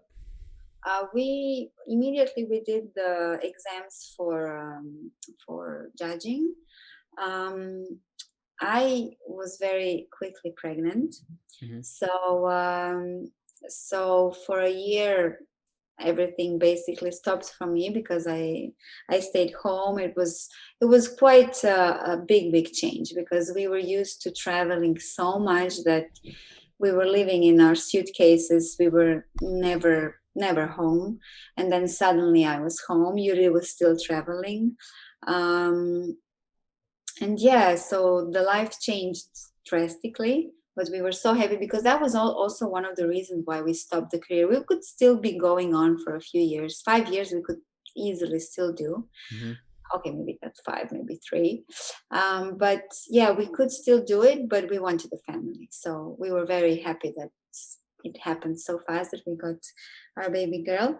um, and then because I knew that I want to stay more in Slovenia, I took part in the Dancing with the Stars show, also because I wanted to see what's going on, to be a part of it. So when Eva was, that's our daughter Eva, when she was, I think 3 months old, I already started practicing because I had to obviously lose weight and all of that. So and then I went to the show, and then I went back to, then after I think a year and a half, when she was a year and a half old, I started going already traveling again for Mm-hmm. teaching and for judging and so on. But we also did a big theater show, Dan Samora. That was also um, one of our big how we say turnovers in our career as competitors as well. Mm-hmm. Because once we did our first theater show, that was the 50th show, that same year or that same month even, we came to the first final in amateurs in Black. Mm-hmm. because somehow we got this confidence in ourselves. We did the theater show, it was very successful. We sold out Tankareo Dome, I think 10 times. And we were like, yeah, we got, we felt like also dancing on stage and getting those standing ovations. We were like, what? And then suddenly on the competition floor, we were also much more confident. And that's how we got into that final. And we did like an upgrade of that 50 show in 2017 with the Dance Amore. So which was also sold out every time. yeah, that was also, and that was, but we did that on a much bigger scale, and actually on a too big scale. That's one of the problems of the show, because it's too big for Slovenia. So now we're trying to small it down a little bit, to go to smaller theaters as well, so that we can still perform it. But yeah, and then we got this TV show, Flirty Dancing, or Zaplešio Ljubezen, which was also a very nice experience. But basically, we still, if there wouldn't be for this corona, we would still, go around, travel, teach, judge. It's a nice, yeah.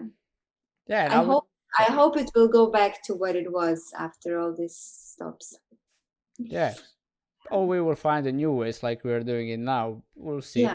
But I want to just say how amazing, it is, and what people can get from you is, right, you were specifically competitor dancer, right? Which could be, that could be your job actually, right? But you were having, okay, we could do shows, it gives that. Yeah. I mean, doing shows around on invitation, but then you use this to do your own show, which I think is the next level in how to say, in being somebody who is using his resources and creating ideas, and it's not stuck. Like you could say, I finished the career, I did so many world championship, because of me Slovenia is so much more known in the world, so country should give me something, some pension, some, you know what I mean, like a lot of athletes does. But it's so people can really take, like, when you're good at something, just create ideas and do them powerfully, and it can be filled for you guys. It's like, for you, not you guys, but I'm putting Yuri in that picture because I know you two are doing it together. It just comes from so much love and passion for the dance, and then what people can get when they watch you dance. Yeah, exactly. And what we also wanted was, because we were so always abroad and dancing abroad, and even our parents never got to see us dance. And that was also one of the reasons why we decided to do this theater show, to actually show the Slovenian people the best Slovenian dancers, because there were no competitions for us. Once we turned professional, there were no competitions for us in Slovenia that we could perform in and show our dancing to our friends and family. So, and plus, as you said before, we had so many good dancers in Slovenia. So these shows that we did were really like high quality dancing. And we thought, why not? Let's show it to let's do it, So that was one of the reasons.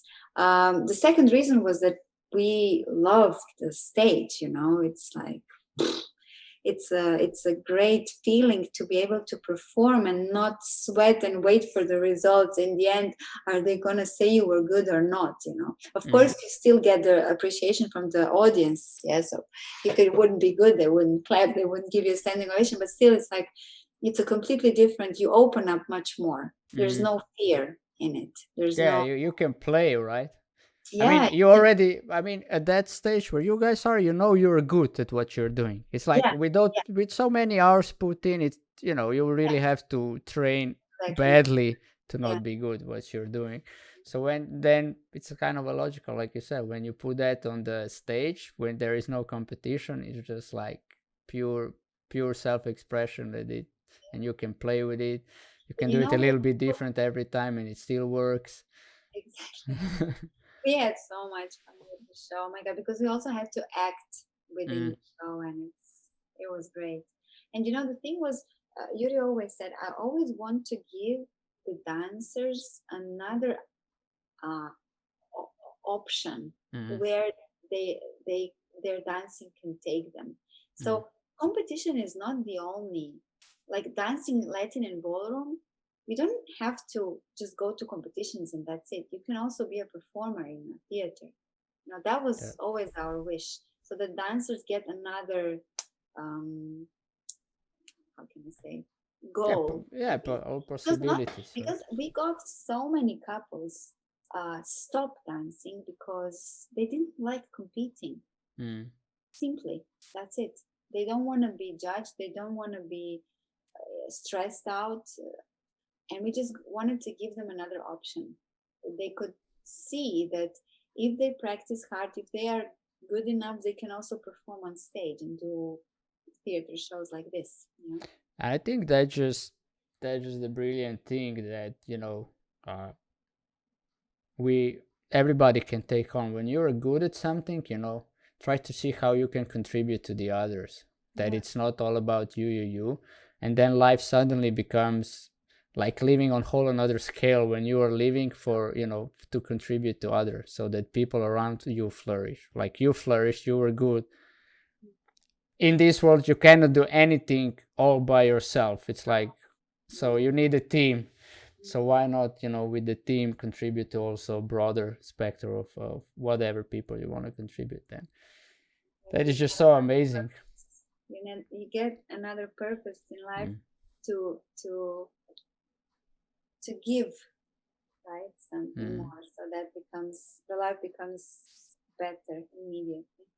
Yeah, it's fulfilling, and it's like you become alive, right? It's not the survive mode, but it's the aliveness in you when you are dwelling in ideas and exploring and sharing and put people on stages around you, and okay, I had this idea, which was idea about the show, and Yeah, now we are doing it in in front of 2,000 people. It's like it's really something you can get be proud about. And yes, yeah. And okay, so the time is flying. It's like I yes. don't even know when the hour is became that. We could be talking a lot more, but I think we get the capture of what your passion is, how much work was needed for you to be at the level that you are now, and that you are now having. So besides that, what other businesses do you do inside of dancing or outside of dancing? I don't know, just to wrap it on the career part. um, well, the thing is that what I realized, that anybody who ever danced, also you, including you, we dancers get a kind of self-awareness and discipline and confidence, and that actually can take you anywhere, Mm. right? So I always say to anybody, now you and I have friends with small children, I always say to them, put them in a dance school. They will learn manners, they will learn posture, they will be fit, they will get the musical ingredient. So dancing basically can get you, I mean, even now, I mean, I have a degree in translation, but I didn't have to use it so far because I can live off of dancing, and it's Mm. because um, it's not only, um, yes, of course I teach professionals, that's mostly what I do, Mm. but I can always go and teach social dancing as well. I'm going to be the professor at the dance academy that it's in the alma mater university. um, I even started, just doing what this surprised me a lot, but I have, now I live in a village a little Mm. bit outside Ljubljana, and girls here that are my age or a little bit older, they were asking me for 5 years to do like a group class for them. They want to dance, just them Mm. girls. Their husbands, they don't want to dance, so just the girls. Mm. So this year, because I'm grounded, literally, I can't fly anywhere. So I say, okay, let's do it, and I'm enjoying it so much, and they are enjoying it so much, and it's like we built this community, and now that we can't do it because of this lockdown, they're all so sad, and they just writing to me all the time, when are we gonna start again? And somehow I found this new passion within me, because I did like we don't only dance, but we actually do like almost like a Zumba type thing. So Mm-hmm. it's also a lot of like it's a cardio exercise. So I'm doing good for myself, like physically. For them, it's like a woman power thing where like it's cool, you know. So Mm-hmm. this is something new that I find out in myself that I really enjoy, and I really love doing it, which I didn't know Mm-hmm. before. Um, but yeah, and I hope that once this thing is over, we can go on with the Dance Amore show. That we already have plans to do it in smaller theaters, and people love that show. So I hope Mm-hmm. it will go on. But it's just great what you shared, right? From the passion for the dance, right? You just then, I mean, everybody can take that who have a passion for some main area that then you can just like redistribute it and find new things inside of, right? Because Yes, I mean, dancing is broad, and there are many areas that are broad and people are passionate about. And Latin American is just one type of dancing out of, you know, yes. I mean, as how many people on the planet is, that's how many type of dances actually are Exactly. exist, right? Exactly, because everybody has their own They're all dance. groove, right? So Their own group, yeah, exactly. so yeah, that is just like just broaden the spectrum and keep on being open for new things. That is also something similar with all the guys who are living their passion here. They're all the time open for new opportunities, new possibilities, and just try it out and then judge whether that is for you or not. And I think that Yes, yeah, you have to uh, just do it, you know, mm, just jump into it, just take that first step. Anything you feel excites you, go ahead and do it. Don't question it too much. That's what I learned in the last years. mm, It's really important because we always get excuses in our minds first, you know. mm, No, I will, you know, something excites you, and then you go, oh, but this, oh, but this takes you back, and then you might lose the opportunity of your lifetime. exactly. So Couldn't say it better. And we will touch one more area, and I'm really grateful for you to be open to share about this area. So it's like if we touched it, is a romantic relationship. You and Yuri were together for a lot of years. We were talked before. It's like 20 plus years, yeah, and you said it's not the ordinary type relationship when your dance partner is your romantic partner yes, as well, because you're together 24/7, especially after the university finished. It's like dancing all the time. uh, and then you guys earlier this year you got divorced, right?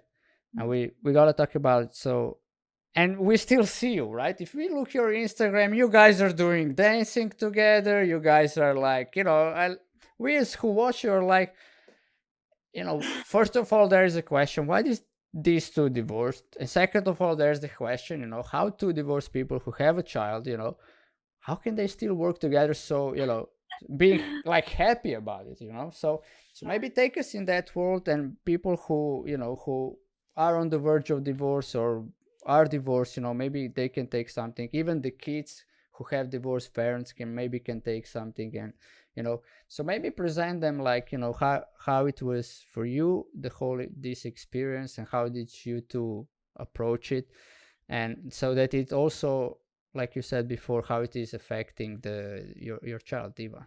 yeah. Well, of course, in the beginning was hard, the realization of it. And I think it was the fact that we didn't want to admit it to ourselves for, you know, some time. That was hard. But once we did admit it, and once we decided to really go through with it, we sat down, I think, for 1 week each night, and we talked about it. And we realized that we have 20 plus years between us of being, like you said, 24 hours together. We are still best friends. We are like family. You can't just uh, act like these 20 years didn't happen. We had a successful career together. We have a child together. Why would we suddenly become strangers or not friends anymore, or just because we decided that privately, we want to explore something else, or we want to see,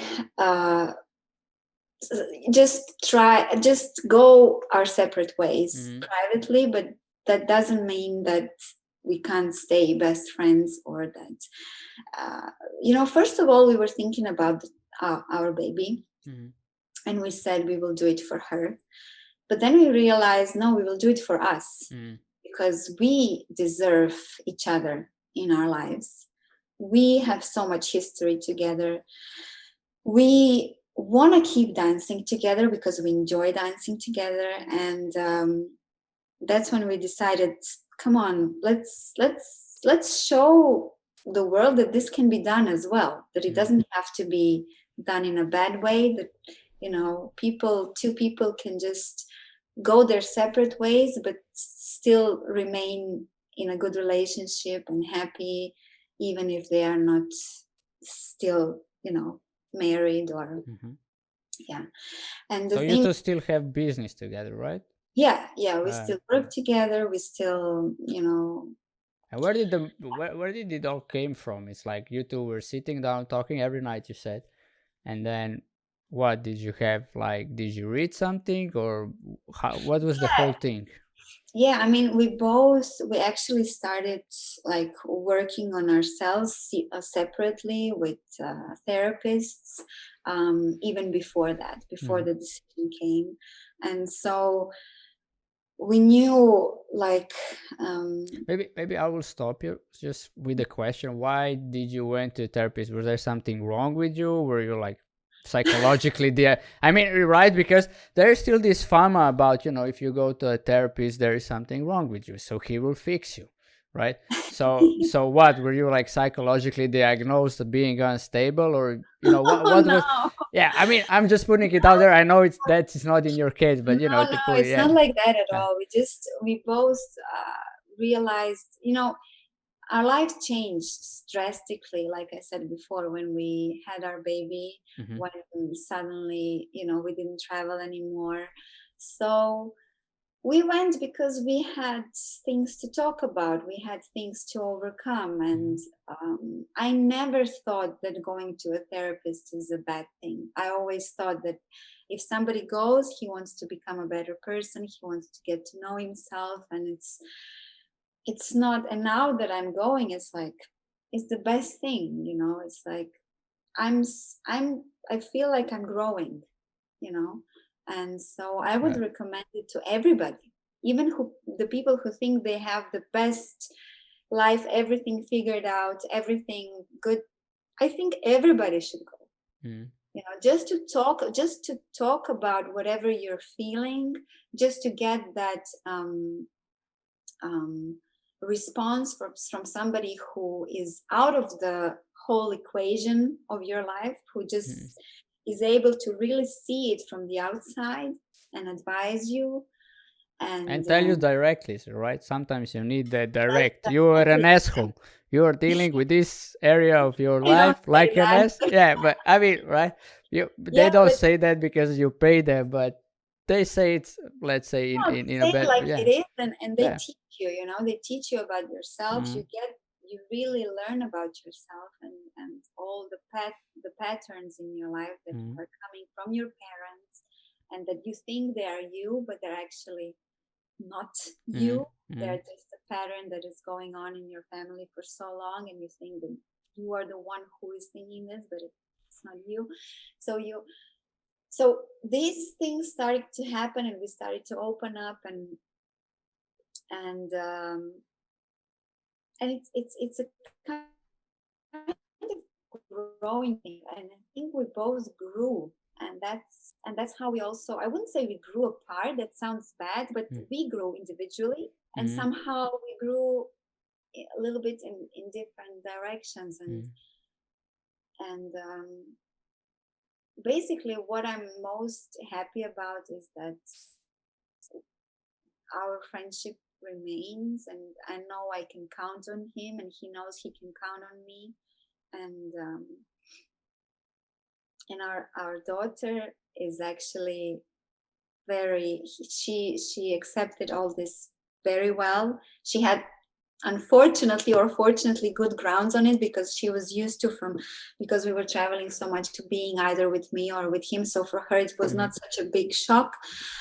And we made it so that she feels good now in my place and in his place, and she's a really a happy girl, and we make sure that she doesn't feel that anything, she for us the most important thing is that she always feels we both love her, and that we both still love each other as well, and that we always will, and that this will always stay. We always, we always be her mom and dad, and we both love her, and that's all she needs. Yeah.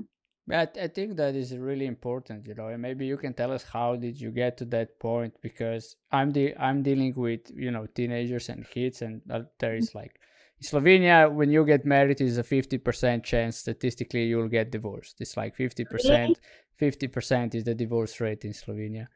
So, but anyway, right? And most kids are taking it like, before I came to the world, my mom and dad was together, and now I happen, and they divorced. So who should I blame, right? And the kids, all the kids want is for mom and dad to be happy, Of course, right? yeah. So, But the thing is, what we realized mm, is exactly that. If I'm happy and if Yuri is happy, she will be happy. mm, You understand? yeah, So because of course in the beginning she was the main issue. Like, we didn't want to do anything because of her, because we thought this is not good for her. that But that once will we influence you, realized, yeah. but once we realized that actually what she needs is happy parents, then we said, okay, then we will do it, because this will make us happy.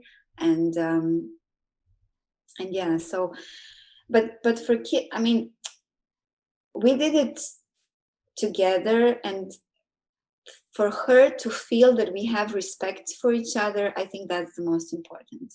And we never talk against each other in front of her or in front of anybody, actually, because we don't really have anything bad to say about each other. I mean, maybe that sounds now a little bit too good to Cheesy, be yeah. true, but at the moment I really feel that all the mistakes I made were my mistakes, all mistakes he made were I have nothing to blame him for, or I don't think he has anything to blame me for. It's just that life happens, and what for our child is important is that she knows that we respect each other, and that we want good for each other, you know. Yeah. And we keep in contact all the time, and so I know this is still fresh kind of with us, and I know that different things can still happen, but we try to solve it day by day, and communication is the most important thing, and honesty, and just to say, And respect, you said it before, I think. yeah, Yeah, yeah. respect for sure. It's like, from experience talking, when I have a lot of conversations with youngsters, is like, if the parents maintain good relationship, right, and they are still in each other's life, and like you guys are doing it, it's like there is almost none chance that the child would feel like I am the one to be blamed, Oh right, no. or I am the reason, or stuff. And when the parents are not, and they're like communicating through a child, right, that Yeah. is when the child starts to take the blame, like, before I happened they were together, now I happen, Yeah, yeah, you yeah. know so I think it so also depends on which stage or which age it happens for the child.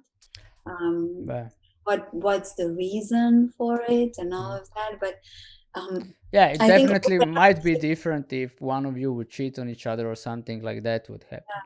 yeah, Yeah. but I think the like for the parents, I mean, I don't know because every situation is different, I would just say that to have the child's best interest in mind is always the most important thing. Mm. So you have to do, or you should do, whatever is best for the child. So I don't know if I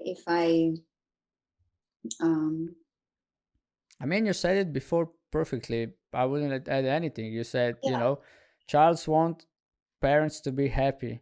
So if yeah, I'm not yeah, happy, yeah, I will do what it needs to be done that I'm happy. that's, And the same goes for the partner. And if you guys are happy, it doesn't really matter if you're together or not. yeah, no, exactly, Uh, because I'm her role model and he's her role model. So she will Yuri said it very good the other day. He said, I will not raise her, the society will raise her anyway. Mm, What I have to do is just give her a good example of mm, me. Like, if exactly. I'm happy with myself, if I'm doing the things that make me happy, if I'm, I don't know, cleaning the house, if I'm not constantly on my phone, if I'm playing with her, then she will take that. That will be her. My role model will be her education. Mm, I don't have to raise her. I just have to be the best version of me. Yeah, that's it. yeah. And Because that's what kids do. They copy. They mm, don't take orders. They copy mm. what they see. Yeah. Yeah, true that. And I would say maybe there is a little gap that you guys can be careful from my experience because I work with many cases that you guys put in that whatever happened between you two, it's not necessary what's going to happen to her, because she could see romantic relationship. That is something beautiful, but it's not everlasting. So that, she knows that she has the opportunity that she finds a partner and stays with the partner forever. And if not, it's still okay because like you guys give the example of like, how you And can do it. in one way, what we are in a way lucky with is our story is not really a typical one Mm-hmm. because we were dance partners first, and then it happened, and so it's not a really um, that doesn't happen normally. A boy and girl meet, Mm. they like each other or they don't like each other. With us was a bit different, so Yeah, I mean, hopefully she definitely, was definitely. not Yeah, I kind mean, of. definitely we could say, well, we cannot apply this what these two are doing because the circumstances were different. But if you take the circumstances out, you see that the thing that is actually making this so easy for all of you is that you two respect each other, that you two communicate, that you all three are still connected, and there is no bad thing about each other, especially communicating through the child, like your mom is like that, so or your dad is like that. And I think like if just every divorced couple takes these four things, it's like their divorces would be much easier to dealt with by everybody, especially the kids who are really heavily influenced. It's like a traumatic experience, and then we're dealing with ADHD kids, and it's like the symptoms can be like they have ADHD, but in the end they don't have ADHD, they just have traumatic experience and they are dealing it however they're dealing with it. So yeah, really thank you for that. And it's like you really gave us, the how to say, you The let us, life. yeah, the life story, and you let us in the world of a specific let's say specific life, because dancer's life is specific. I mean, every life is specific in its way. I'm not comparing, but it takes a little bit different than most sports around because it's anyway. So but you let us in into that, and then the whole competition, and I didn't never know, like I never know when I ask you what your drive is, that actually your drive is to do the shows, and if you want the show you need to be top 6 in the competition, so you do that, which is like whole another perspective on you guys from the outside world. And then also let us in on what happened with you two recently, which is like it could easily stay intimate and you wouldn't need to talk about it, and you still I gave us wanted that. to Yeah. say because I wanted to, for some couples who are going through this to Sorry, realize you that it you doesn't just have break. to be Yeah, you just break for two really. seconds. Can you? Yeah, the Okay. Wi-Fi or something. The internet just a Maybe. little bit. Yeah.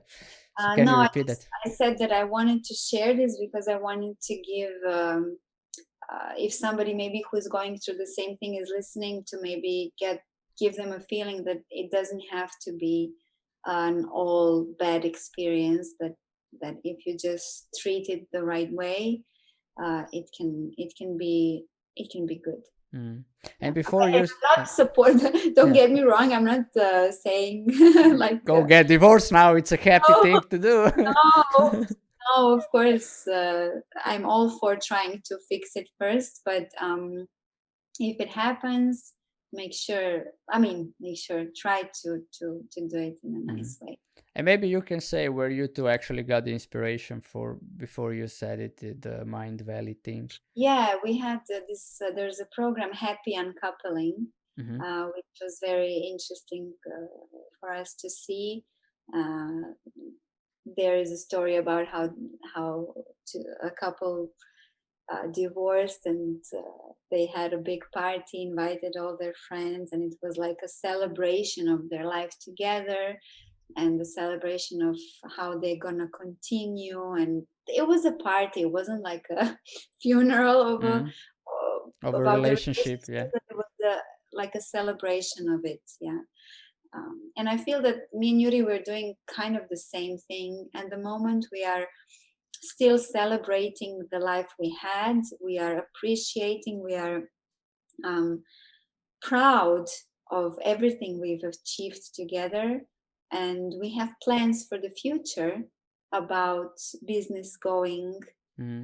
even about Eva, and how we're still gonna be her parents, obviously, for the rest of our lives. And so it's all good things that are gonna happen in the future. So yeah, it's Yeah. like that. Thank you. I think with you, we also can really take how much important it is the perspective, how you see things, and to be aware of your perspective, how you see things, right? So just like your career, you could see it. We touched it. You could see it political, non-political. You could see it hard, or you could see it easy, Exactly. and exactly this situation the same. So on that notion, everybody, this is it for tonight. I know me and Jagoda could probably, like, with every guest we could talk for hours, but yeah, for the sake of everybody's time and respect and integrity, we will stop here. So thank you once more, Jagoda, for joining us. Thank you for having me. It was Yeah. nice to see you. Yeah, you too. Oh yeah, I owe one thing. I said I will share how we got the first contact, and I didn't do Okay. that, right? So Okay. do you remember the story?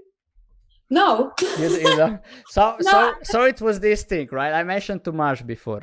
So when Mhm. we were like training dancing together, me and Tomasz were best friends at that time. It was high school, grammar, end of grammar school, high school, stuff like that. And we just got the cell phones put in at that time, and you have people in your cell phone book.